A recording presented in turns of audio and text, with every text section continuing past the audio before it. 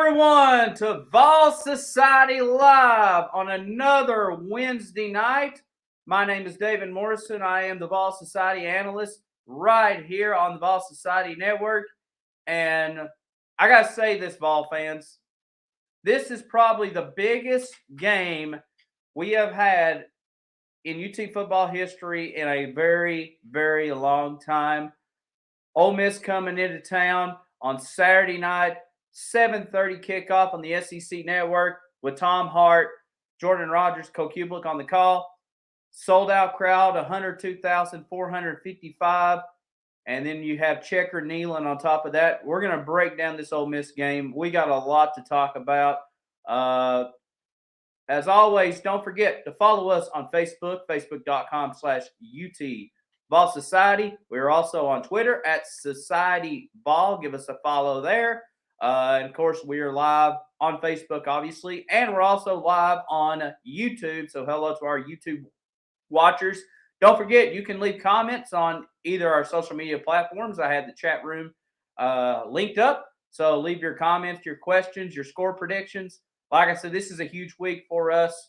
A lot to get into. All right, let's recap real quickly the South Carolina game, and then we're going to go the rest of the show talking about this Ole Miss game because obviously it's a huge game.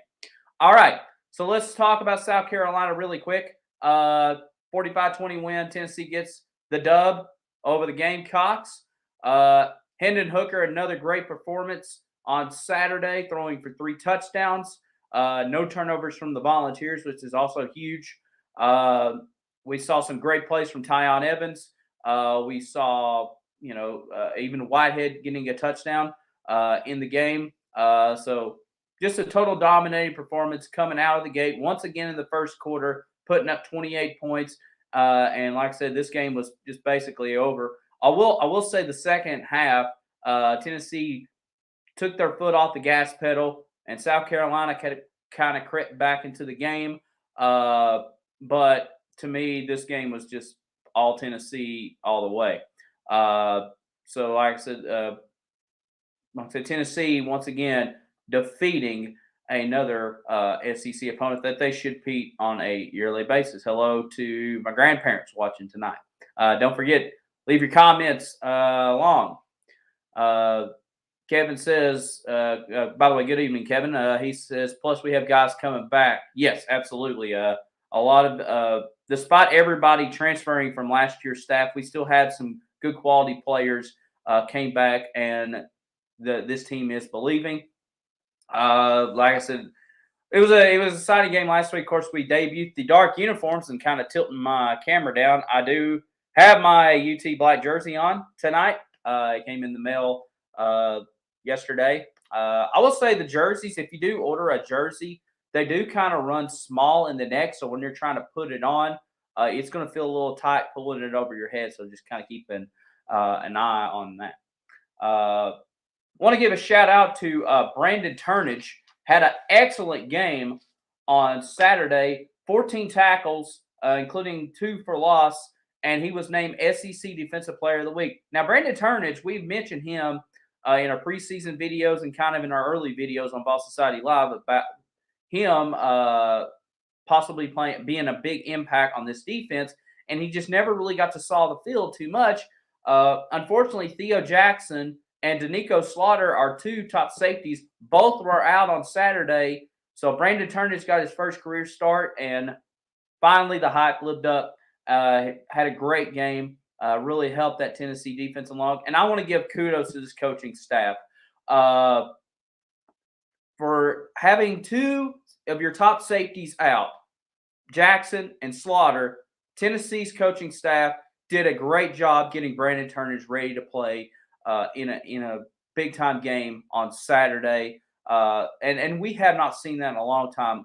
Of course, every year we have injuries, and every college football team has injuries, but we see elite level teams and teams probably even slightly better than us always have players ready whenever injuries occur or when somebody can't be able to go, and they fit right in and pick up the production, and finally Tennessee has done that, and we've seen that all across the board.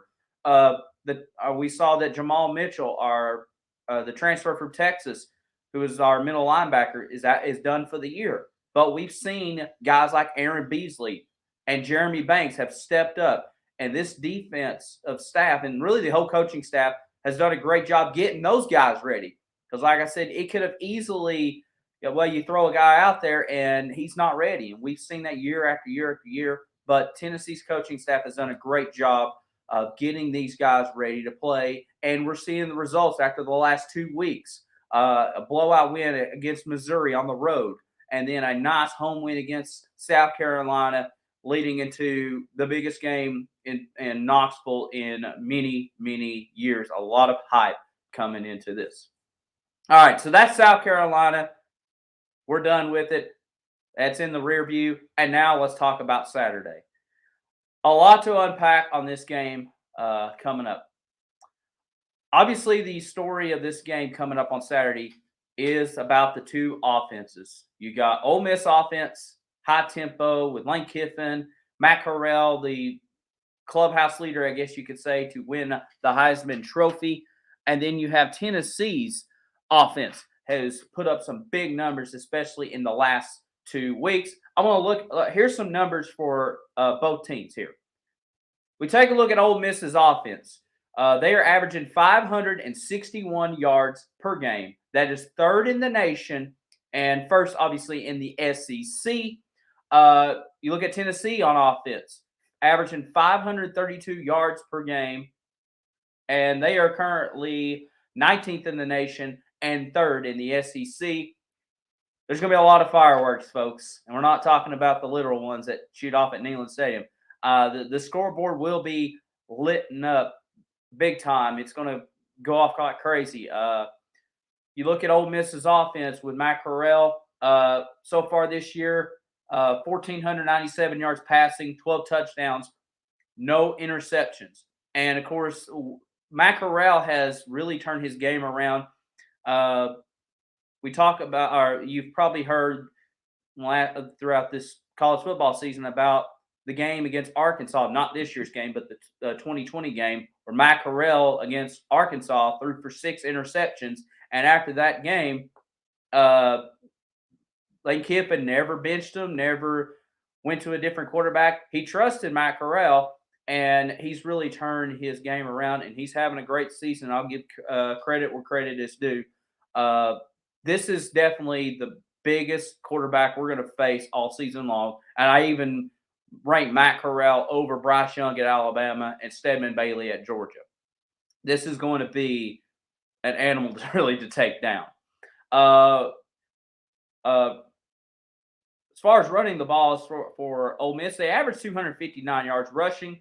Their leading rusher is Henry Parrish Jr., 54 carries for 334 yards and a touchdown, but he averages 6.2 yards per carry.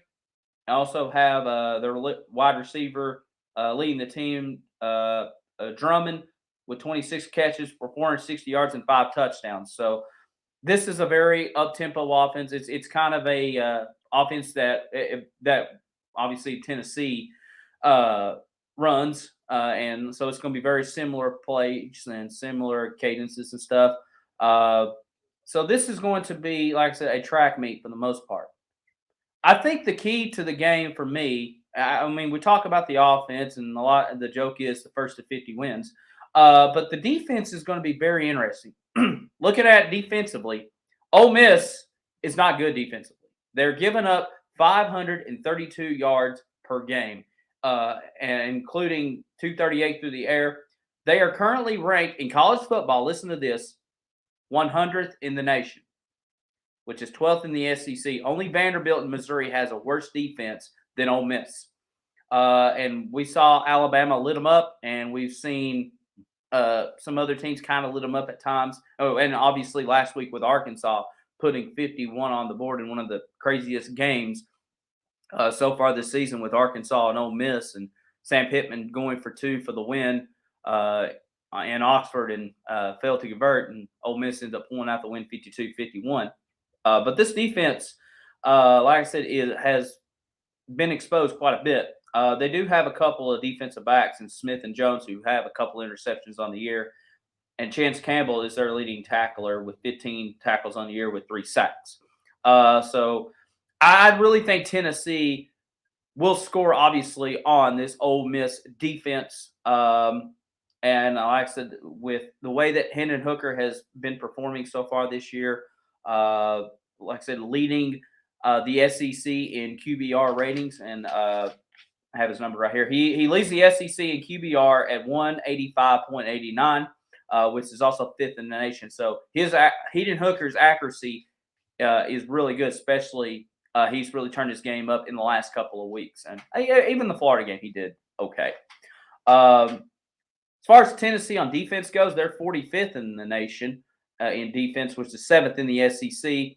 And I really love Tennessee's defense coming into this game against Ole Miss.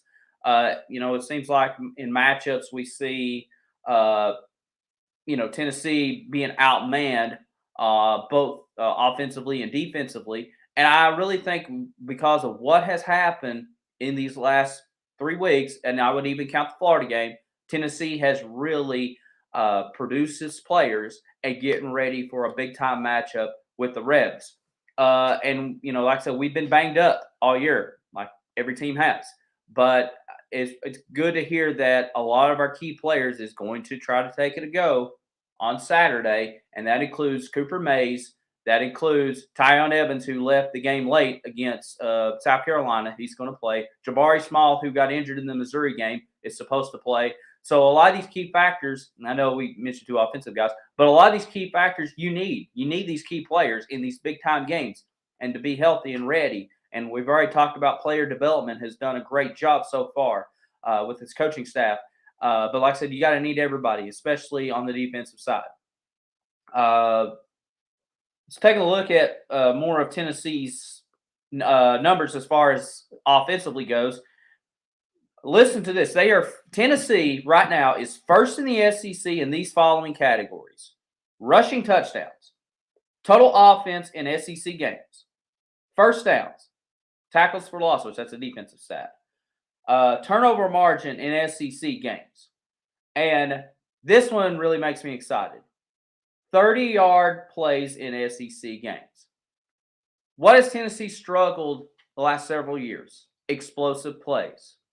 We've seen this vanilla offense over the last few years, whether it was Jeremy Pruitt and even Butch Jones to a certain extent. We bring in Josh Heupel. And yes, Josh Heupel's offense is different from what Pruitt ran, what Butch Jones ran, Dooley's ran. But explosive plays is where we've really lacked an offense. We're getting them this year. Javonte Payton now, I believe, has 4 straight games where he's had a touchdown. He's really emerged as far as a deep threat wide receiver. I'm a big fan of Velus Jones Jr. They have moved Velus Jones Jr. Into the inside slot, and he has been a big playmaker for us, along with being on special teams. And then Cedric Tillman, which I wasn't a big fan of him being kind of that go-to wide receiver or a downfield threat. But he's really turned his game up, and he's made some great receptions. And then Jalen Hyatt has had a great finally kind of broke through last week, got a touchdown. We've heard a lot of hype about him, and maybe he's finally settled into this offense. I'm a little, I don't want to say worried, but I'm kind of interested to see how come Tennessee's kind of pulled away from the tight ends. Jacob Warren has a couple of touchdowns on the year, but it seems like after that Tennessee Tech game, Tennessee has kind of not gone to his tight ends as much with Jacob Warren and Princeton Fant. So be interesting to see if Josh Heupel and this entire offensive staff can go back to them. Defensively for Tennessee, they're currently first in the SEC in tackles for loss, 52 of them on the year. And they also lead all the Power 5 schools in college football in that category, and second in all in college football. So this defensive staff has done a great job. Tim Banks has been kind of the surprise to me of this Tennessee football team, because we were kind of concerned about this Tennessee defense with a lot of players transferring out. But they have done a great job. Tim Banks has done a fine job calling the plays at the right time. We mentioned Ronnie Garner, one of the best defensive line coaches in the nation, really brings the best out of his players, and we're seeing some great plays from like Elijah Simmons, who didn't get to play last week against South Carolina, but looks like he's going to go on Saturday. Tyler Barron has done a nice job. Byron Young, who missed some time beginning of the season, has contributed on that defensive line.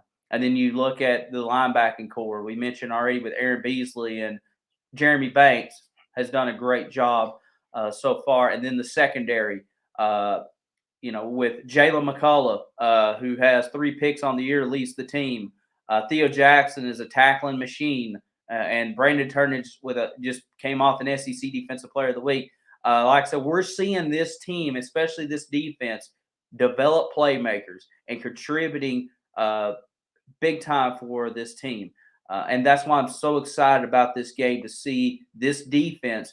Can they stop Matt Corral? Because we talked about Tennessee has struggled with big-time quarterbacks, especially mobile quarterbacks, and Matt Corral will run the ball a few times on Saturday night. Can Tennessee's defense finally shut down a mobile quarterback and make Matt Corral's not very difficult on Saturday? So, like I said, there's a lot going on this weekend. Let me get a swig here.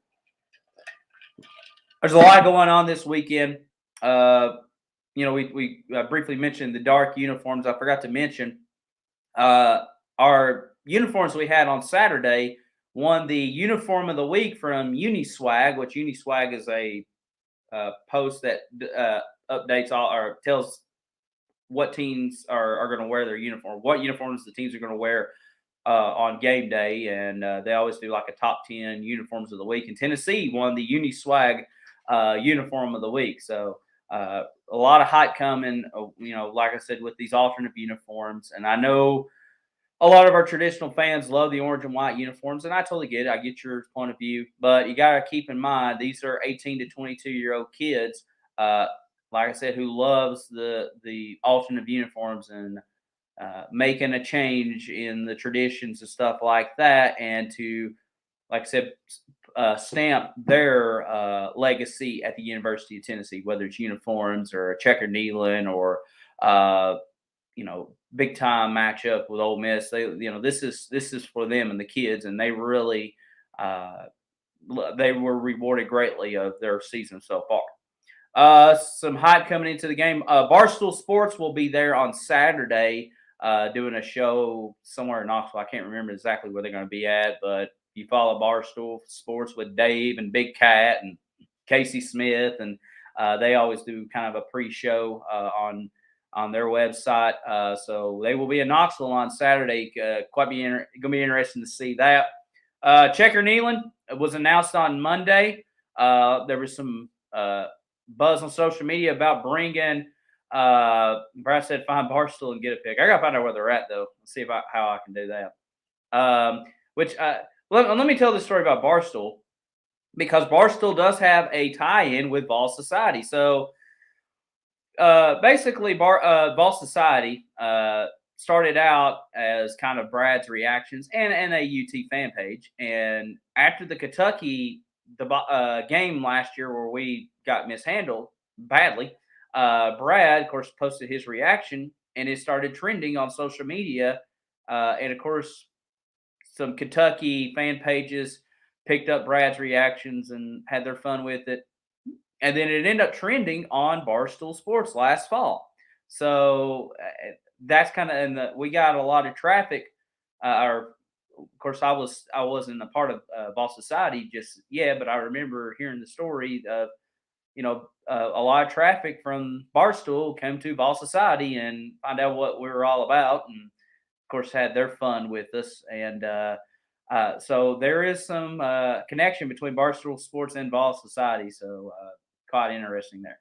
Anyways, going back to checker kneeling, this was announced on Monday. Like I said, there was some buzz going about, do a checker kneeling on Saturday night, and Danny White complied, and we're going to do it. I am in the orange section, so I'll be wearing orange on Saturday. I am way high up in the almost the nosebleed section. I kind of goofed up getting my tickets this week. I kind of waited too late. I use, of course, for those that do not know, I'd have a non-donor season ticket pass where basically it's a mobile season ticket I have, and I don't have an assigned designated seat every week. They kind of bounce me around the stadium week to week, depends on whatever's available. Of course, I can kind of have some say in where I want to see, but usually I do. Like I said, I usually get my tickets on Tuesday or Wednesday, and they send my email out on Monday. So basically, I waited too late, and after they announced the sellout game, I tried to go ahead and was like, "Well, I need to go ahead and get my ticket," and it wouldn't let me get it because the game is already sold out. So I had to pull some strings and kind of get my ticket. So I'm there, but I'm way up in the upper deck. But hey, I'm there. It's going to be an electric atmosphere Saturday night. Brad says, "Do I like the checker kneeling or not? Some thinks it's dumb and a distraction." I mean, I can see that point of view, but it's all about game day atmosphere, interacting with the fans, and most importantly, recruits. Because we got 3 5-star quarterbacks visiting this weekend in Knoxville.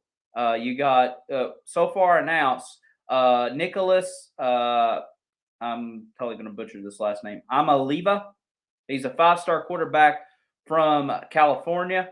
Jaden Davis, a 5-star quarterback from South Carolina, and then possibly Devontae Morris, 5-star quarterback from Detroit, going to be visiting this weekend for the Tennessee Ole Miss games. And of course, there's probably going to be other recruits. But can you imagine being a 16, 17, 18-year-old high school football player which everybody in the world or in the United States is trying to get you to play for their college football team, and can you imagine, walking out to Neyland Stadium, getting ready for a big time SEC matchup with number 14 Ole Miss, and you're looking up and you're seeing the checker kneeling, and you're hearing Rocky Top and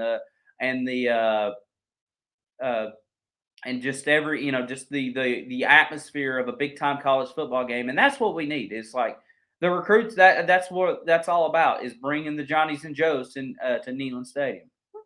Let's see, Bryce said, I heard they're going to start chanting their names at the stadium on the radio today. That'd be great. Ball Society or less points for old. That's from Kevin. Yeah. But yeah, I mean, it's all recruiting. That's why you have the alternate jerseys, and we have the checker kneeling, and you got Barstool coming, which is probably not really a recruiting tool necessarily, but you're bringing hype to a big time game. And College Game Day and SEC Nation are both going to Athens, Georgia this weekend for Kentucky and Georgia, and then that's their decision to wherever they want to go. But I think our game is definitely the biggest game in the SEC this weekend, with a lot of emotion, with Lane Kiffin returning back to Knoxville as a head coach. He's been back as an assistant coach at Alabama a couple of occasions, but a lot of fans have been waiting since January 2010 for this matchup. Yeah, and what fitting way if Tennessee can pull out the win over Lane Kiffin and Ole Miss? I really believe, as far as the diehard Tennessee fans go, that have watched Tennessee football, for the last 15 years, kind of wallowed in mediocrity. How fitting would it be to get a big time win, not only over an SEC opponent, your third straight win, but finally defeating Lane Kiffin, which I personally think, as is kind of what started the downfall of Tennessee. I mean, you have when Philip Fulmer was let go in 2008, and then that January night 2010 when Lane Kiffin left in the middle of the night and headed to the Sunshine State of California to coach the Trojans, which that's another debate for another day. But Tennessee fans have still felt the wrath of that, and want to get the revenge. And it's been a long 11 years, and we finally have got a team that can go out there and challenge. Like I said, this is also the first sold out game since 2017. I think Brad posted a question of that. Yeah, this is the first time Tennessee has sold out their game since 2017, and that was the Georgia game, which was also the last checker kneeling game, believe it or not. And I know Lane Kiffin in his press conference this week mentioned, this game was going to be sold out, And it seemed like he kind of made a smart remark with it. Keep in mind, Ole Miss has not sold out a game since 2017 also, and that was against LSU. So Lane hasn't really sold out any games either, and he's had Alabama once. Well, I guess because of COVID, but you can't really play fault to that. But yeah, this is, like I said, this is going to be a very interesting game.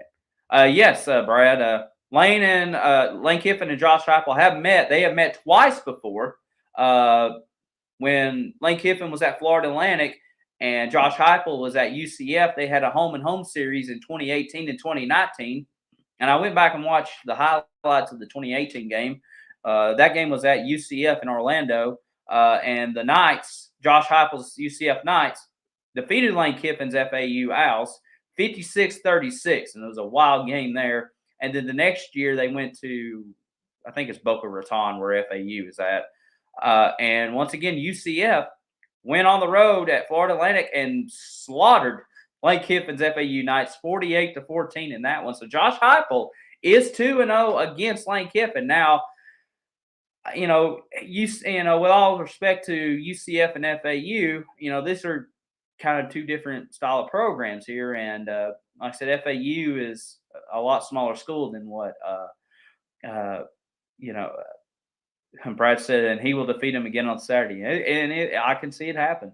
But like I said, it's the different programs down there, and one's Conference USA, one's American Conference, and now you're in the big boys of the SEC. But like I said, this is going to be a great game.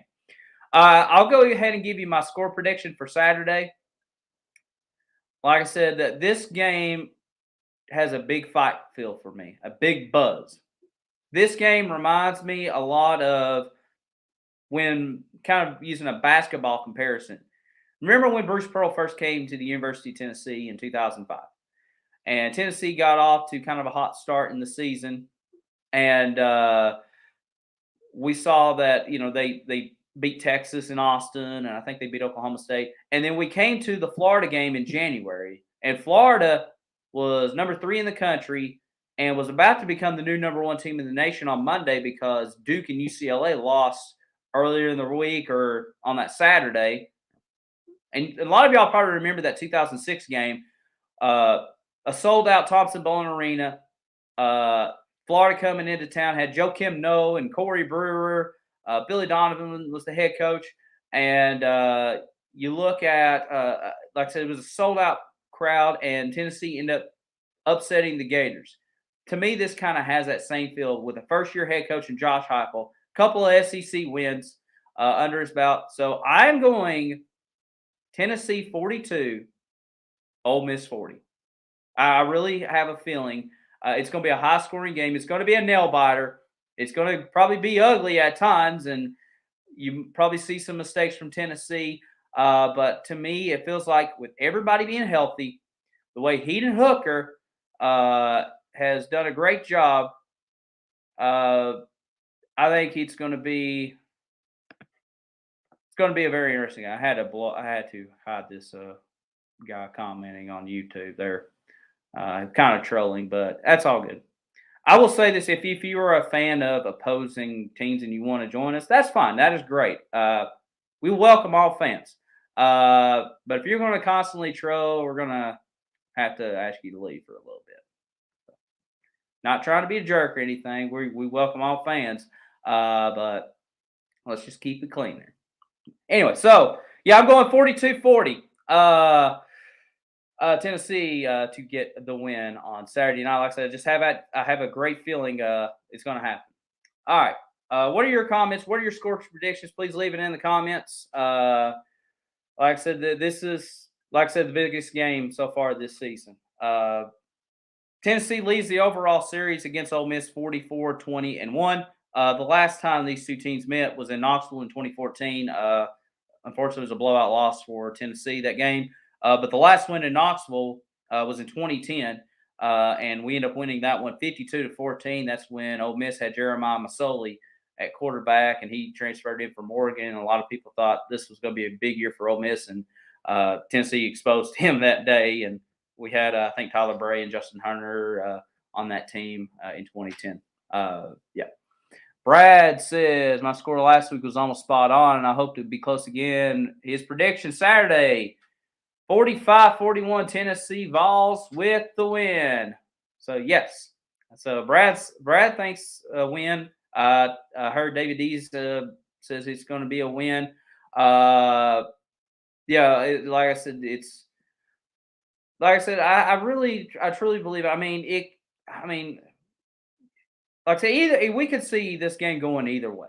I could see Ole Miss getting the win, obviously, and it could be an ugly loss for us. But like I said, Tennessee to me has really worked way too hard for the last 3-4 weeks to get where they're at and kind of be depleted. Like I said, this coaching staff I believe in. A lot of people saying Josh Heupel is probably the best X's and O's X and O's coach that we've had in a very long time. And like I said, the player development has just been absolutely phenomenal so far this season. Just excited to see what Tennessee can do on Saturday. Like I said, this is going to be, like I said, this is a huge game for us, and there's no sugarcoating it. Any other questions or comments? Like I said, please keep dropping your score predictions in there. I will say this about.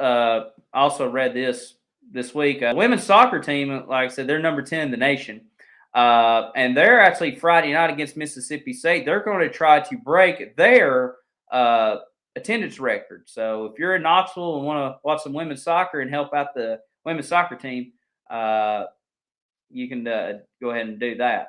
So another kind of a hype up thing. Brad asked, "Do I like Lane Kiffin?" As far as an offensive coach goes, I will give credit. He is really good at what he does.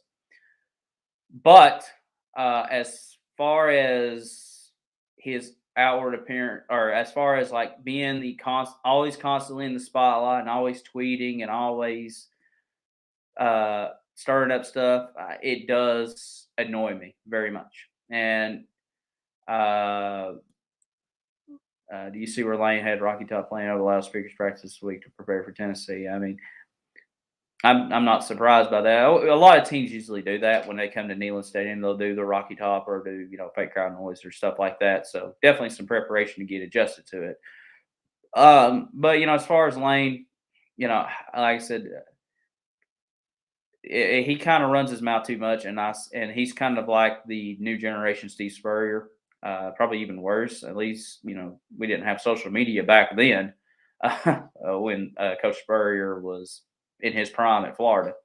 So, like I said, I've been like kind of a lot of people. I've been waiting since 2010 for this matchup, and like I said, I was not happy when he left, went to USC, and even when he was a coach, keep in mind when Lane Kiffin came in 2009, he took over a legend in Philip Former. And the former exit, the first time, I guess, was, pretty controversial and a lot of anger. I mean, there were some fans that wanted Former to probably step down, but you've looked at what now, hindsight 2020, what this program has been down with since Phil's been gone. And even when Lane came in, it was a new style at the time. But but like the comments like he would make in the media about the Alshon Jeffrey comments, and he made one about Florida. And I understand you're trying to hype up your fan base, and that's fine and stuff. But you gotta be careful. I mean, probably a lot of this stuff would not, I wouldn't say fly today, but it definitely would have been a lot more buzzworthy and probably a lot more jokes on our program. And like I said, Josh Heupel is not, the type of guy that's going to say anything to be buzzworthy per se. He just kind of goes out there and does what he does. And for being a very laid back guy and runs an up tempo offense, is quite a sight to see. Like I said, this is. I was even kind of thinking like, some other games and, some of the big home games at Neyland Stadium in the 100+ year history. You think about the '98 Florida game. You think about the Oklahoma game from 2015, despite being a loss. '04 Florida was another big home game that had a lot of hype.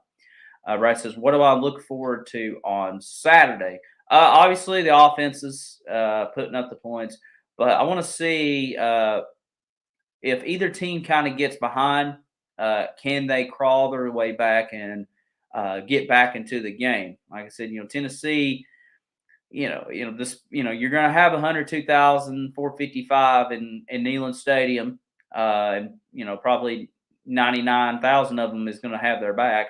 But it's Tennessee. Like I said, playing in front of their first sold out crowd in 4 years. Are they?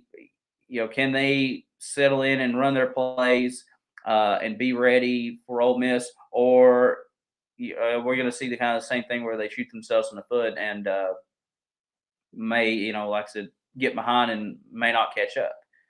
And then for Ole Miss, as far as Maccarell, like I said, Maccarell's done a great job so far. He's already played at Bryant-Denny Stadium in front of a hostile crowd, so this is nothing new to him.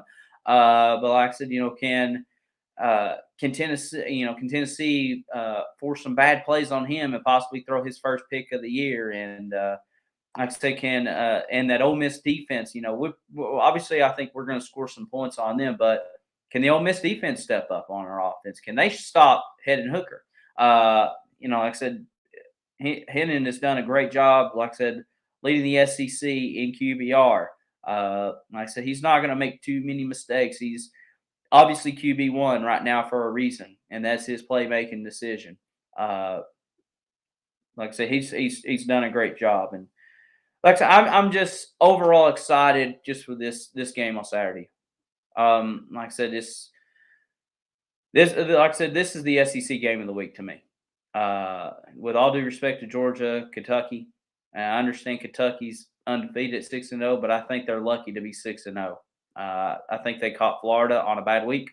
They barely squeaked out a win against Chattanooga, and then they beat Missouri and South Carolina, which we handled pretty well too. So I think Georgia's probably going to expose Kentucky for who they really are on Saturday. And like I said, this is a big game for both programs. Like I said, Ole Miss, like I said, even though they failed, we failed.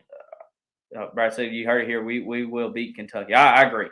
Even though it's in Lexington, I think it's going to be a nail biter also. But I think Tennessee has the advantage of that. Like I said, for Ole Miss, I know they lost to Alabama. But like I said, as far as like getting to a New Year's Six bowl game, this is a big game for them, obviously, getting a win on the road. And then for Tennessee, like I said, can they finally turn the corner and get back to somewhat respectable mode? Like I said, like I said, we're not going to win the SEC East and definitely not the SEC championship. But like I said, this is going to be, like I said, this can be a big momentum for the fan base and to get people to believe in Josh Heupel. Right? Said if we play Pitt today, we would beat them as well. That's how much better we are now. I definitely think we can. We get our revenge against them next year at Heinz Field. But Pitt right now is actually, like I said, if you didn't know, the week after Pitt beat us, they played Western Kentucky at home and lost to Western Kentucky in a kind of an upset. But right now, they're actually fourth in the nation in total offense, just one behind Ole Miss. And Kenny Pickett has done a great job so far as the quarterback for Pitt, which he's been there forever. But he's definitely having a great super senior year. But I definitely like our chances, especially if we got to play him at home against. I think Tennessee would be a lot better. And of course, it makes you wonder going back to that game. How if we would have nailed them big deep balls from Joe Milton, what would have happened? Brad says, now how many games you got us winning this year? If we get this win, and if we kind of run the table and play very well, I could see us possibly going 8-4. I like I said, Georgia's way too tough. Bama, I'm not really key on. Or as far as us getting a W. I mean, we could possibly go 8-4. Now, I mean, I don't know if I'm gonna write that in stone and put my stamp of approval on it, but you look at the rest of the schedule, especially in the SEC East. We've already took care of two of our opponents, and now we got our crossover game with Ole Miss, which we have a fighting chance with. Georgia and Florida and Bama are all different animals, but you still have Vanderbilt. Not a very good team. South Alabama, you should win that one easily. And then Kentucky, like I said, I think they got a lucky rabbit's foot right now for being 6-0 on the year. Brad says he said 7-5 at the beginning, and Brad's probably right. I thought we were going to be 6-6. I remember. I thought this game would be a shootout at the beginning, but I was kind of thinking, okay, when we get to the Ole Miss game, we'll probably, maybe squeak out a win against Missouri. Probably have a nice win against South Carolina. But after seeing Josh Heupel's offense and Tim Banks' defense really coming together and putting up two solid wins. Now, granted, probably the second half of the South Carolina game could have been a little bit better. But after putting up two solid SEC wins, especially a big win on the road, not really in a hostile environment in Mizzou, but just getting the confidence to go out there and play, I think this can be a really special season for Josh Heupel at the beginning. Heupel is the man, a wizard on offense. Yes.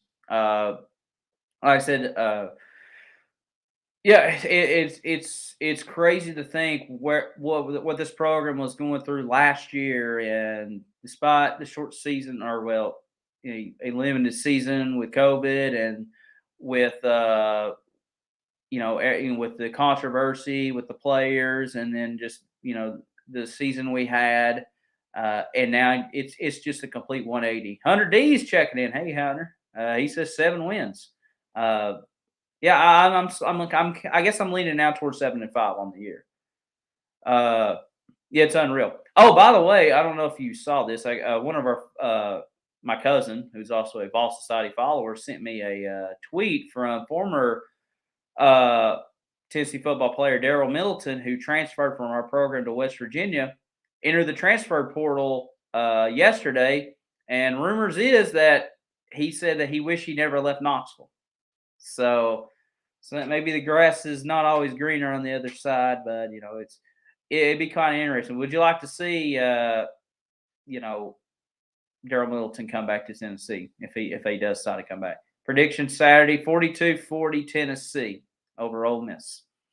Like I said, to me, I feel like all the stars and planets are starting to align right now. I think we're going to have a hostile environment. Like I said, and the way our team has come together, the coaching staff has really developed these players. It's going to be like I said, it's not going to be a blowout win. I would love to see us put up 28 points against Ole Miss in the first quarter. And if for some crazy reason, if we do that, I don't see Ole Miss coming back, even with Matt Corral. Like I said, that Ole Miss defense, I don't know if can make the stops that they need, even with like I said, Matt Corral. But like I said, it's going to be a nail biter. You're going to see a lot of points. You're going to see some excitement, a lot of emotions. Tennessee really needs to check their emotions. We've done a great job cleaning up our penalties. But like I said, you're still dealing with 18 to 22, 23-year-old kids who has a lot of testosterone and a lot of energy, and may do some. Hopefully they don't do anything stupid on the field as far as late hit penalties or try to do harm to themselves. Like I said, but I want them to play hard too. Let the fan base do all the rowdy stuff as long as nobody gets hurt. That's the thing. Will you be doing sharing live story Saturdays? Yes, I will. I'll probably be start doing the live stories around 4 or 5 o'clock. I'm trying to think when the ball walk is. It's usually 2.5 hours, so 7:30, 5:30. So around 5, I think, is when the ball walk starts on Saturday. So I'll be definitely up there by then, and we'll start doing the like I said, the live stories and stuff. Like I said, it's gonna be a crazy game. One of the biggest home games that I can ever remember. And with everything going on, like I said, you got Barstool going to be on campus sometime that weekend or somewhere in at this weekend, and Checker Neyland and primetime SEC network game. And like I said, sold out crowd. Lane Kiffin returning back the first time as a head coach. Two high explosive offenses. The hype that Tennessee's had as far as their offense goes in the last 2 weeks. Even Rowan Harper mentioned on SEC Now. It's going to be. He mentioned that he guaranteed Tennessee is going to win. So hopefully we can live up to his expectations. Brad said if I get a picture with Dave, I'll go nuts. Yeah, could be quite interesting if I can figure out where they're at. I read where they were at, some bar somewhere in Knoxville. It's real close to the campus. I just got to figure out where it was at. But they're doing, like I said, they're doing their pre-show. I think it starts at 6 o'clock if I'm not mistaken. So I'll have to do more research into that. Yeah. Any other questions? Like I said, I don't know how much I can add on more excitement to it. I think I've read about all my notes here. Like I said, you got big recruits coming in this weekend. You got Rob Bright said, tell them I was on the website. Yeah, we were. So like I said, we do have that connection. Like I said, the big time recruits coming in this weekend. You got like I said, Checker Neyland. I mean, I don't know what else to say. Like I said, just go Vols. Go Vols this weekend. Let's go out there and let's make history on Saturday. Great show. It's going to be an unreal game. Like I said, definitely so. Like I said, Vol Society is going to be. I will be up there on Saturday. Brad's going to do it post show if we win. Well, I'll be probably traveling back. Yeah, but Brad, if you want to do the post show, go right ahead. I'll see. I don't know how much battery life I'll have left on my phone, but see how I can join you. Maybe on the school bus heading back to Maryville. Like I said, this has been great, guys. Thank you very much. Thank you for all the support for Vol Society. We truly appreciate it. All of our followers and even our trollers, we do appreciate you because you're getting the name out there for us. Even though I had to kind of hide somebody tonight in the comments, but that's okay. Like I said, like I said, we do, like Josh Hopple says, we do have the best fans in America. And like I said, everything that we went through in the last, Brad says we do love trollers, indeed. Like I said, like I said, I don't mind if other fans come on and listen to us, and if you want to troll, that's fine. Just don't be annoying with it. Hunter D says 45-38 Ole Miss. Hope I'm wrong. So Hunter's going with the Rebs. So let's block him. No, I'm just kidding. We're not gonna block you, Hunter. No, that's fine. I like I said, I had Ole Miss in my preseason picks to beat Tennessee, but like I said, Tennessee has over excelled my expectations so far this year. Brad said blocking. All right, block. No, I'm just kidding. We like Hunter. Hunter's a good guy. Like I said, this has been a lot of fun. I can't wait to be up there. Seeing the fans. Oh, like I said, obviously we've had fans all year, but like I said, just the atmosphere going to be up there. The Vol Walk's going to be special on Saturday.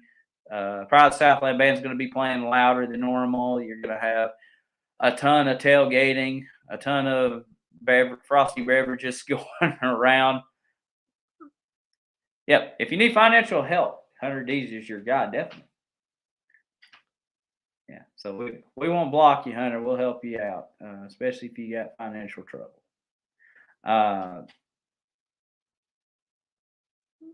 We've gone 50 minutes so far. I told Brad we're going to try to go an hour tonight just because of the hype of this games. Genesis Investments is the name that Hunter works for. So there you go. There's our sponsor for tonight, Brad. We tried to get Dr. Pepper last week. We didn't hear nothing from them, so we'll do that. Free advertising from Hunter. Yeah, we'll help you out. Like I said, this. Like I said, I'm excited. Like I said, I can't wait to be up there Saturday night. I wanted to talk. I wanted to do this show Monday night, just everything that's happened. Yeah, Brad said he handles my money and he's the best. Yes, Hunter's the best.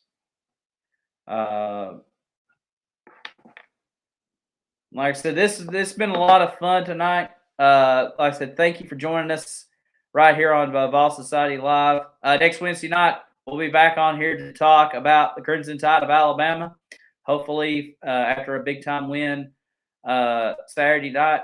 And like I said, we may be back on here late Saturday night. Also say, why do I look so different than your videos? I don't know. I know my bars are kind of a little low tonight as far as the Wi-Fi connection, but that's okay. Like I said, hopefully we're somewhat doing okay as far as connection goes. If we win, we go live, David. Let's go. All right.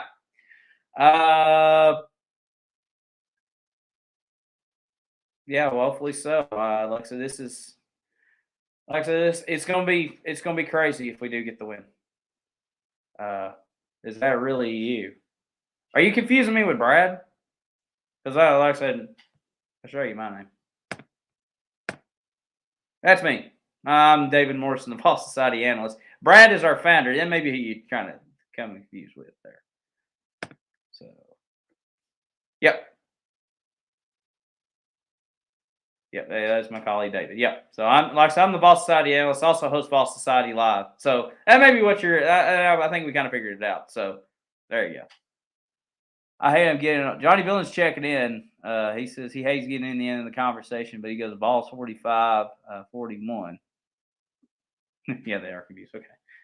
So, anyways, yeah, definitely so. Like I said, we welcome all fans in. And, definitely check our show back if you miss anything. Okay, I think Vol State figured out who we are now. Yep. Oh, yeah. Okay, got you.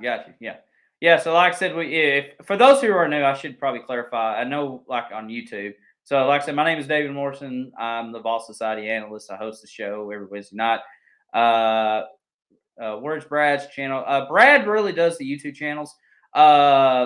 He does his like post game reactions and stuff, and then he'll pop up from time to time.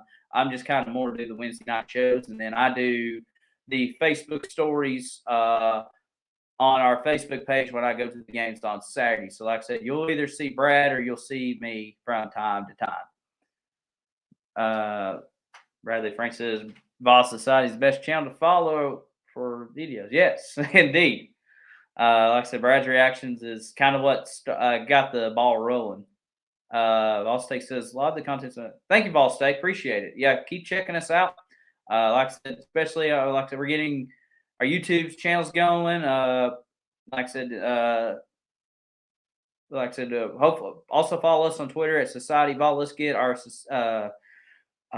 Twitter page really get going again. We have two VFLs that follow our Twitter page, Eric Ainge and Troy Fleming. We met Troy Fleming a couple weeks ago for the Tennessee Tech game. Really nice. Hopefully we can get some contact with them sometime in the near future. And definitely follow us on Facebook, facebook.com/UT Vol Society. There it is on the bottom of the screen right now. Like I said, we got like 4,300 followers. Let's try to get our, obviously I'm trying to plug our other social media accounts, YouTube and Twitter. But Facebook is where most of our followers are. Definitely check us out. Tell all ball fans about the Facebook page. Like I said, most of our content you'll see on Facebook.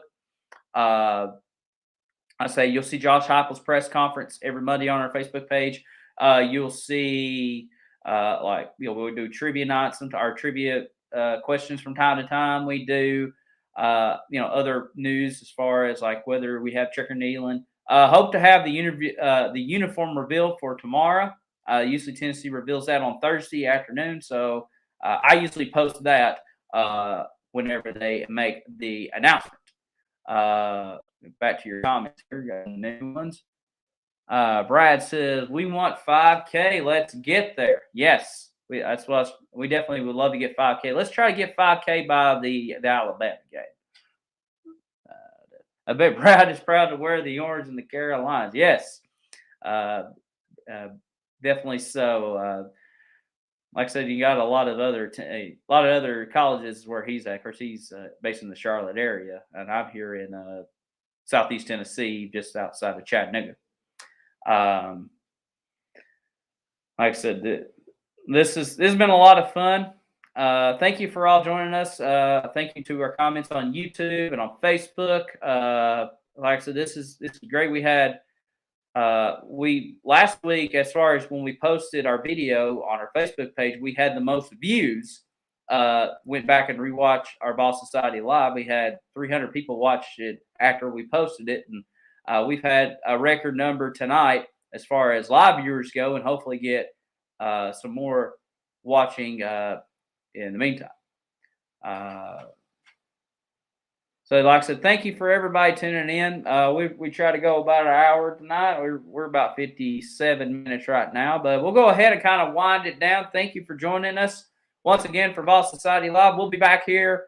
You'll see me on Facebook Saturday with the Facebook stories starting around 4:30, 5 o'clock. Show you more, showing like Ball State's hilarious. Well, I'll be bringing you the Facebook stories as far as the ball walk goes, and some pregame stuff, and definitely inside Neyland Stadium. I'll try to post a picture of the checker kneeling once everybody's in there in the orange and white, especially under the lights. It's going to look really pretty. And then, like I said, we'll have more content throughout the weekend. Hopefully, a post-game show on Saturday night. We'll see if I can try to join in. And then next Wednesday night, we will be right back here on Facebook and on YouTube for Ball Society Live as we preview the Alabama game. Another big game for us. Like I said, Ball Society is growing leaps and bounds, and just so grateful for all of our followers and all of our haters and stuff like that. It's a lot of fun being a part of the greatest sport ever. Ball State loves Josh Heupel. I do too. Heupel is the man so far, and I think he can win over some people over Saturday night. Hopefully, like I said, thank you for joining us tonight. Like I said, we've gone 1 hour. That was our goal. We're 1 hour, at least close to it. We're going to end this broadcast. Thank you for joining us tonight. We'll catch you right back here for Ball Society Live next Wednesday night. Until then, David Morrison saying good night and go Vols. Let's beat Ole Miss and Lane Kiffin on Saturday night. Talk to you later.